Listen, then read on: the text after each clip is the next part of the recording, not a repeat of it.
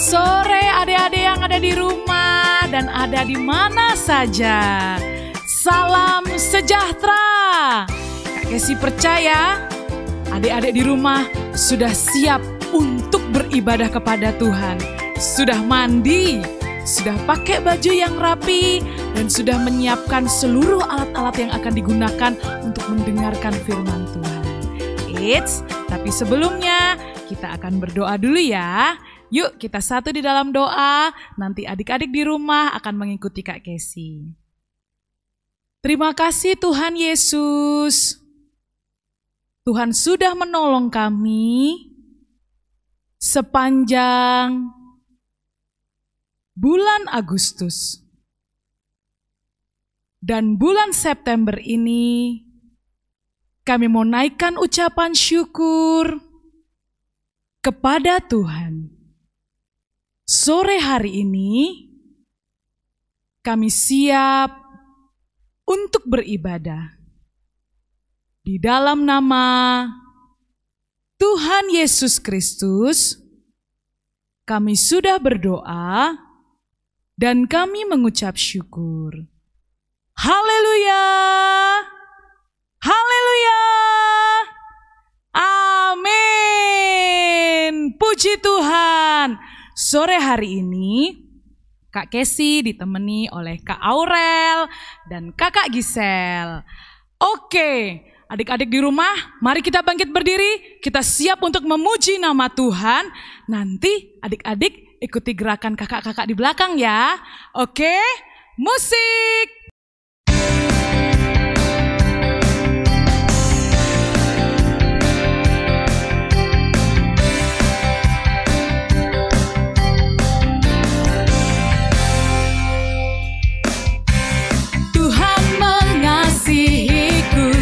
Dia pegang masa depanku. Takkan pernah ku ragu, ku berharga di matanya. Ku kan terus bertekun, mengejar semua harapku, mengejar semua citaku. Ku punya masa depan.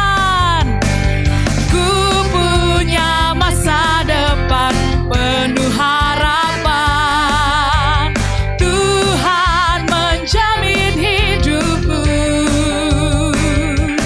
Asal ku tetap setia, memandang terus ke depan. Ku yakin Tuhan menopang hidupku. Tuhan mengasihiku,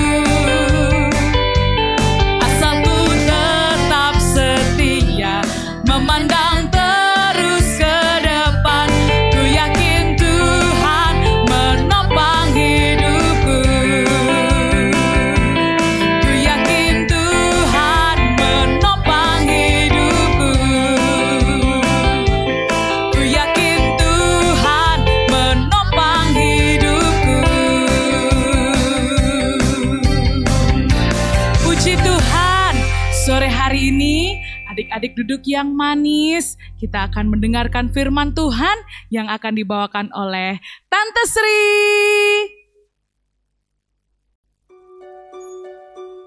Selamat sore adik-adik, senang sekali kita bisa bertemu lagi dalam ibadah sekolah minggu melalui online. Nggak apa-apa ya, 5 bulan kita nggak ketemu, tetapi tetap bertemu di dalam doa. Tante Sri percaya, sekalipun melalui ibadah online, anak-anak tetap semangat memuji Tuhan, semangat mendengarkan firman Tuhan, semangat berdoa, dan pastinya sudah mandi, nggak bau kecut lagi. Semua sudah sisiran rapi, sudah harum seperti ibadah ke gereja. Puji Tuhan. Adik-adik, sore hari ini Tante Sri mau bertanya. Pernah nggak pergi ke satu kota dan di sana kita melihat bahwa keadaan kota itu ramai sekali. Bukan hanya orang yang jalan ke sana kemari, tetapi juga ada pertokoan. Ayo sebutkan. Di sana ada toko baju, ada toko makanan, ada toko sepatu. Di sana juga ada gedung-gedung seperti bank, seperti sekolah-sekolah, rumah sakit, dan banyak lagi gedung-gedung yang ada di suatu kota. Yang jelas ramai adik-adik ya. Nah, di antara gedung-gedung itu ada satu gedung yang kita akan perhatikan sore ini, yaitu gedung kantor pengadilan. Adik-adik, di gedung kantor pengadilan ini kita mengetahui atau kita akan belajar bahwa di sana tempat untuk masyarakat menyampaikan masalah-masalah, perkara-perkara yang perlu diputuskan oleh Bapak Hakim, ya. Bapak Hakim di sana bertugas untuk ketok masalah. Misalnya, ada seorang yang menyampaikan masalahnya, ini benar atau salah, ini mau dimenangkan atau kalah, ini mau dibela atau tidak, ya. Jadi Bapak Hakim punya tugas memutuskan perkara. Nah, adik-adik, di kantor ini ada Bapak Hakim yang bertugas untuk mendengarkan sampai kepada memutuskan masalah. Suatu saat ada seorang ibu datang ke kantor pengadilan adik-adik. Mau ngapain dia ya? Sendiri lagi. Ibu ini datang ke kantor pengadilan, kepingin, berharap bisa bertemu dengan Bapak Hakim. Kenapa enggak ke Pak Pendeta ya ibu ini? Kenapa enggak ke Pak RT ya? Tapi ibu ini pergi ke Bapak Hakim. Karena, ayo ingat tugas Pak Hakim tadi apa anak-anak? Memutuskan masalah. Puji Tuhan, ibu tadi bisa bertemu dengan Bapak Hakim. Dan setelah ngomong-ngomong, ternyata ibu ini janda adik-adik. Ibu ini gak punya suami lagi. Kasihan ya, datang ke kantor pengadilan, ketemu Bapak Hakim, punya masalah yang berat, sendiri dia menyelesaikan masalah adik-adik.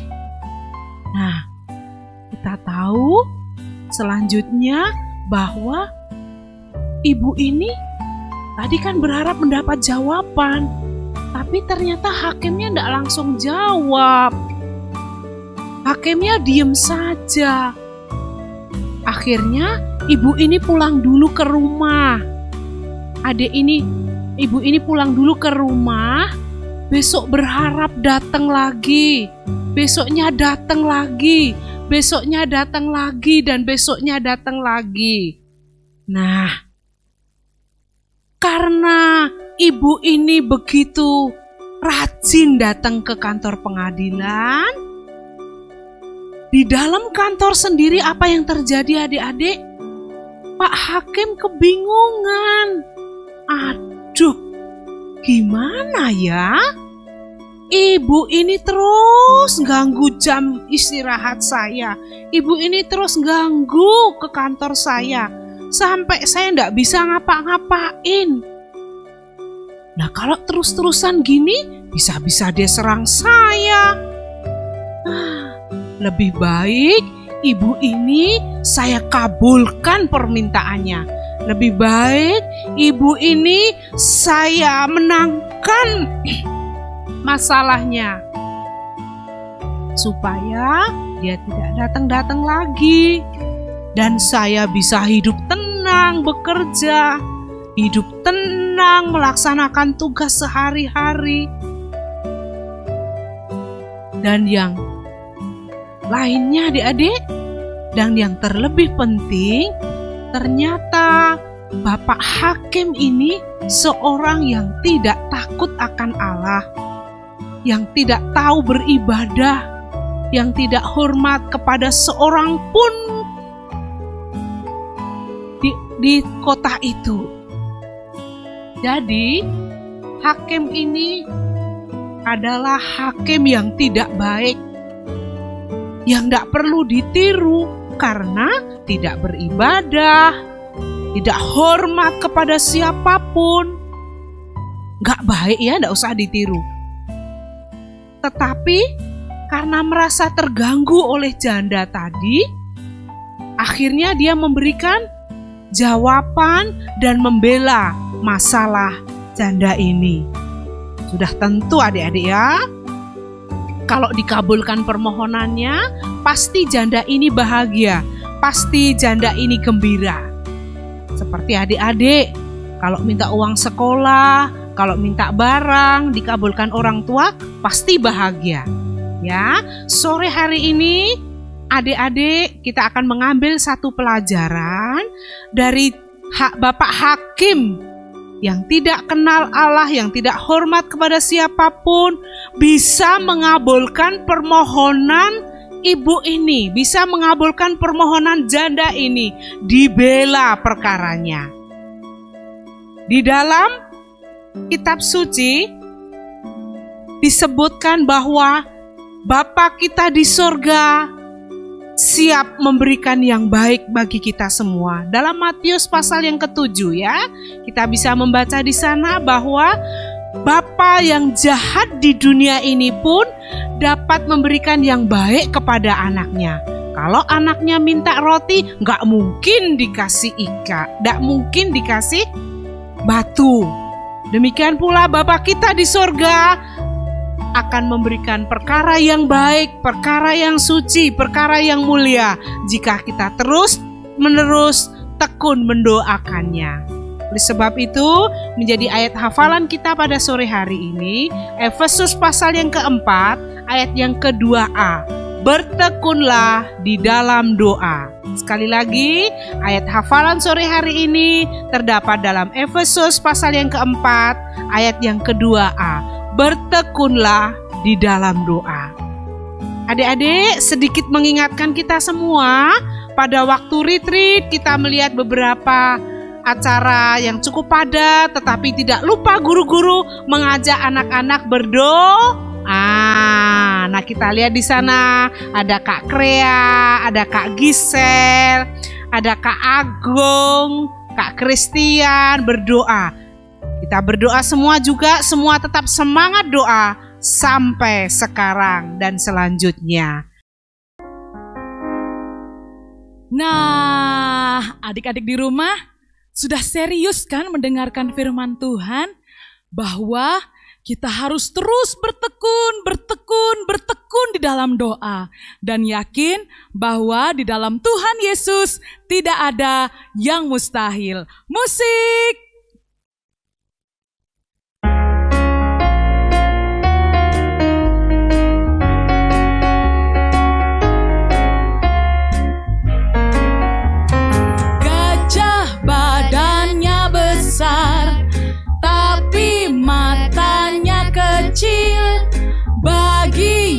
Yesus yang besar, tidak ada yang mustahil. Kodok mulutnya lebar, tapi badannya kecil. Bagi Yesus yang besar, masalahku jadi kecil. Kasihnya Tuhan padaku tak pernah berubah. Kasihnya Tuhan padaku kekal selamanya. Ha ha ha ha. Gajah badannya besar, tapi matanya kecil. Bagi Yesus yang besar, tidak ada yang kodok. Kodok mulutnya lebar, tapi badannya kecil. Bagi Yesus yang besar, masalahku jadi kecil. Masalahku jadi kecil. Masalahku jadi kecil. Puji Tuhan, kita akan menutup ibadah ini dalam doa. Kak Kesi undang Tante Sri untuk berdoa. Yuk semua ambil sikap doa, kita mengucap syukur ibadah online sore hari ini berjalan dengan baik. Tuhan Yesus, kami bersyukur untuk pimpinan-Mu, bahkan firman Tuhan yang mengingatkan kami untuk bertekun di dalam doa. Terima kasih Tuhan, kami akhiri ibadah sore hari ini di dalam berkat Tuhan Yesus Kristus. Amin. Nah, sampai jumpa minggu depan. Tuhan Yesus memberkati.